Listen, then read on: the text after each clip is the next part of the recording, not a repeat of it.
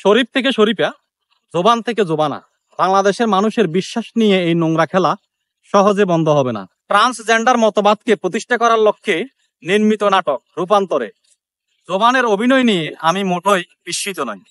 কারণ বাংলাদেশের অধিকাংশ অভিনেতা, অভিনেত্রী, নায়ক এবং নায়িকাদের ধর্ম, কর্ম, পরিবার বলতে কোনো কিছুই নেই। এরা অনেকটা রাস্তার ঝাড় সন্তানদের মতো।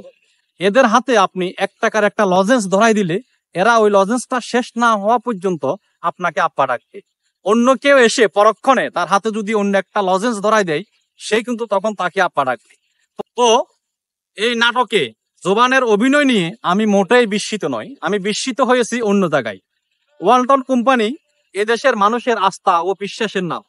বাংলাদেশের প্রতিটি ধর্মপ্রাণ মুসলমানের ঘরে ঘরে আপনি এই কোম্পানিটির ন্যূনতম একটি প্রোডাক্ট হলেও পাবেন।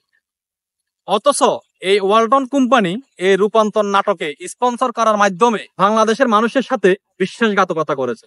সামাজিক যোগাযোগ মাধ্যমে এই বিষয়টি নিয়ে সমালোচনা হওয়ার পরে ওয়ালটন কোম্পানি তাদের ভেরিফাইড ফেসবুক পেজ এবং ওয়েবসাইটে এই বিষয়টির জন্য নিঃস্বার্থভাবে ক্ষমা চেয়েছে এবং ভবিষ্যতে এই ধরনের কোনো কর্মকাণ্ডের সাথে জড়িত থাকবে না বলে এদেশের মানুষকে আশ্বাস দিয়েছে।